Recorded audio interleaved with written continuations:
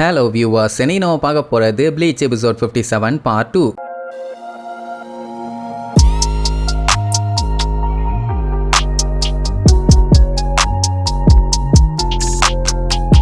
Open பண்ணா போன பாட்டில் யுரைச்சியும் சூஃபேங்கும் எந்த அளவுக்கு க்ளோஸா மாறினாங்கன்னு காமிச்சாங்கல்ல. அடுத்து கொஞ்ச நாள் கழிச்சு ஒரு தகவல் ஒன்று கிடைக்குது. அதை கேட்டுட்டு சூஃபேங் அடிச்சு புரண்டு யுரைச்சியை பார்க்கறதுக்காக வேகமா வருவான். வந்தவ இருக்கிற இடத்த பார்த்தா யுரைச்சியை காணும். அவளுக்குன்னா பயங்கர ஷாக்கு. ஏன்னா இவ சொன்னதுக்கு இதை சத்தியமா ஏத்துக்க அப்படின்ட்டு யுரைச்சி இவளை சத்தியம் பண்ண வச்சிருந்தா. அதாவது எப்பவுமே அவ கூட இவ இருக்கிற மாதிரி. ஆனா இப்போ இவளை விட்டுட்டு அவ போயிட்டான் அப்படின்னு இவ கடவுளா நினைச்சவ கடைசியில இவளை ஏமாத்திட்டான். அன்னையில இருந்து தான் இவளுக்கு அவ மேல வெறுப்பே ஆரம்பிச்சது. அது கொஞ்சம் கொஞ்சமா டெவலப் ஆகி இன்னைக்கு கொலை பண்ற லெவலுக்கு வளர்ந்து நிக்குது. ஏன்னா அந்த அளவுக்கு அவன் மேல நம்பிக்கை வச்சு ஏமாந்துட்டான். அப்படியே கட் பண்ணி இப்ப காட்டுறாங்க, நான் உன்னைய வெறுக்கிறேன், நீ என்னைய ஏமாத்திட்டு போனவன் அப்படின்ட்டு. அதுக்கப்புறம் அவ சபதம் எடுத்து அவளை விட ஸ்ட்ராங்கா மாதிரி அவளை என்னைக்காவது ஒரு நாள் பிடிச்சி சம்பவம் பண்ணுன்னு ஒரு வெறி. அந்த வெறி இன்னைக்கு நிறைவேற போகுது. நான் உன் மேல நம்பிக்கையும் வச்சிருந்தேன், உன்னை என் கடவுளாவும் நினைச்சுக்கிட்டு இருந்தேன், ஆனா நீ எனக்கே துரோகம் பண்ணிட்ட அப்படின்ட்டு கேப் விடாம அடிச்சுக்கிட்டே இருப்பா. எல்லா அட்டாக்லயும் எஸ்கேப் ஆகி நம்ம யுரைச்சி ஒரு பஞ்சு வைப்பா பாருங்க.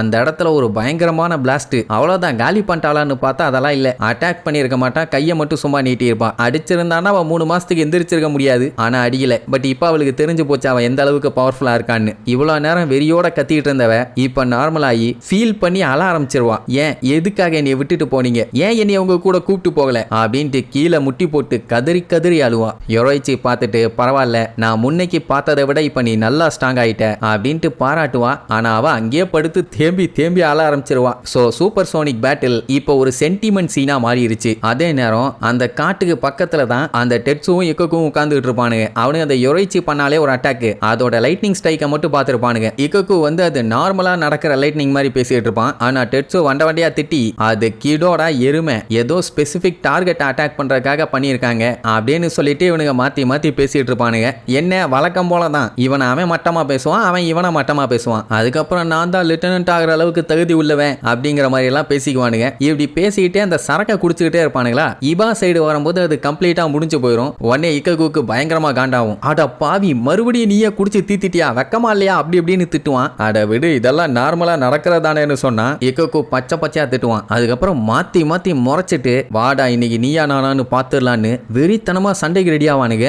கொக்கமாக இவனு சண்டை இன்னைக்கு வேற லெவல்ல இருக்க போகுதுன்னு பார்த்தா அடுத்த செகண்டே ராக் பேப்பர் சீசர் விளையாடுவானுங்க. ஓகே, நான் வின் பண்ணிட்டேன், நான் மேல போறேன், நீ கீழே இருன்னு சொல்லிட்டு இவனை விட்டுட்டு அவன் மேல போய் நின்னுக்குவான். அப்படி போய் பார்க்கும்போது தான் அங்க அந்த சோக்கியோக்கு ஹில்லுல பியாக்குயா குச்சிக்கு கூட யாரோ சண்டை போட்டுட்டு இருக்க மாதிரி தெரியும். யாரா அது, நம்ம ஆள் கூட ஒருத்தன் புதுசா சண்டை போட்டுக்கிட்டு இருக்கான். அவனோட ஸ்பிரிச்சுவல் பிரஷரை இது வரைக்கும் நான் ஃபீல் பண்ணதே இல்லையே, ரொம்ப வினோதமா இருக்குதுமா. இக்ககுக்கு தான் தெரியுமே அது நம்ம இச்சுக்கோன்னு, நான் அவன் கூட சண்டை போட்டிருக்கேன் அப்படின்னு. அவனை வெளியில இருந்து வந்தவன் இந்த அளவுக்கு ஸ்ட்ராங்கா இருக்கானா அப்படின்ட்டு ஷாக்கா பார்த்துட்டு இருப்பான். ஆடா அதை விடு, வா நம்ம கண்டினியூ பண்ணலான்னு மறுபடியும் ராக் பேப்பர் சீசர் தான் விளையாட போறானுங்களோன்னு நினைச்சேன். எந்த டைம் 2 பேரும் மாத்தி மாத்தி சண்டை தான் போடுவானுங்க. அதுக்காண்டி ஒரு விரோதி கூட சண்டை போடுற மாதிரி எல்லாம் போட மாட்டானுங்க. ஒரு ஃப்ரெண்ட்லி ஃபைட் தான். அதே நேரம் இங்க இச்சிகோக்கும் பியாக்குயா குச்சிக்கும் வேற லெவல்ல சண்டை போயிட்டு இருக்குது. இவன் எவ்வளவு ட்ரை பண்ணாலும் அவனை ஓவர்டேக் பண்ண முடியல, அவன் எவ்வளவு ட்ரை பண்ணாலும் இவனை ஓவர்டேக் பண்ண முடியல. ஆனா நம்ம பையன் ரொம்ப சூப்பரா ஃபிளாஷ் ஸ்டெப்ஸ் எல்லாம் பண்றானா. அதை பார்த்துட்டு பியாக்குயா குச்சிக்கியே பாராட்டுவான். அதுக்கப்புறம் இருந்துட்டு நீ ரொம்ப ரொம்ப ஈஸியா சண்டை போட்டுட்டு இருக்க, என் பவர் என்ன அந்த அளவுக்கு மொக்கன்னு நினைச்சிட்டு இருக்கியா,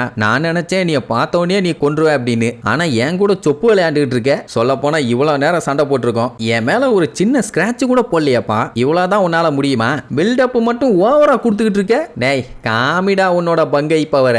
இப்பதான் கொஞ்ச நேரத்துக்கு முன்னாடி ஓவரா பில்டப் பண்ண, என்னைய போட்டு தள்ளிட்டு அப்புறம் ரூக்கியாவை போய் போட்டு தள்ளுறேன்னு இந்த லட்சணத்துல சண்டை போட்டினா 12B பஸ் வரும், நீ அதுல ஏறி போய் கண்ணமாப்பேட்டை சுடுகாட்டுல படுத்துக்க வேண்டியதான். என்ன நான் உன்னை போட்டு தள்ளிட்டு போயிருவேன் ராஜா, அதனால கேவலமா சண்டை போடாத, பங்கை யூஸ் பண்ணுமா. ஏன்னா எப்படி இருந்தாலும் உன்னோட மொத்த பவரையுமே காலி பண்ணணும் தான்டா நான் வந்திருக்கேன். உன் தங்கச்சியை நீயே போட்டு தள்ள போறேன்னு சொன்னில்ல, நீ ஏன் இப்படி பண்ற, எதுக்கு பண்ற, அதெல்லாம் எனக்கு தேவையே இல்லை. மறுபடியும் இதே வார்த்தையை ரூக்கியா முன்னாடி உன்னைய சொல்ற அளவுக்கு நான் விட மாட்டேன். என் கத்தியை வச்சு அதுக்கு முன்னாடியே உனக்கு நல்லா கிளாஸ் எடுத்துருவேன், அதனால நீ கண்டிப்பா நீ இப்படி பேச மாட்டேன் அப்படின்ட்டு கத்தியே இல்லாம நம்ம பையன் அவனை போட்டு வாயிலேயே வாங்குன்னு வாங்கிட்டு இருப்பான். என்னடா ஒரு 5 நிமிஷம் சும்மா இருந்தா வாய்கிலேயே வண்ட வண்டையா பேசிட்டு இருக்க. நான் சொன்னதுதான், ரூக்கியாவோட விதி எழுதப்பட்டது, அதை உன்னால மாத்த முடியாது. ரொம்ப பில்டப் பண்ணிட்டு இருக்க. உன்ன மாதிரி ஆளுக்கெல்லாம் என்னோட பங்கை பவரை தடுக்கிறதுக்கே 1000 வருஷத்துக்கு மேல ஆகும்டா அப்படிங்கிற மாதிரி பில்டப் பண்ணிட்டு ரெஞ்சி கிட்ட பண்ணா பாருங்க அதே டெக்னிக். கத்தி அப்படியே ரோஜா இதழ்கள் மாதிரி ஆக்கி அதை மொத்தத்தையும் வச்சு அட்டாக் பண்ண அனுப்புவான். நம்ம ஆளு கத்திக்கிட்டு கத்திய வச்சு ஒரு வெட்டுவான் பாருங்க.